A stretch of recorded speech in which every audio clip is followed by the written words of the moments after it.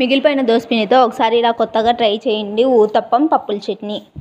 మిగిలిపోయిన దోసపిండిలో కట్ చేసిన medium size onion వేసుకొని అందులో కొంచెం ఉప్పు, కొంచెం సోలా పొడి, వాటర్ వేసుకొని కలుపుకోవాలి.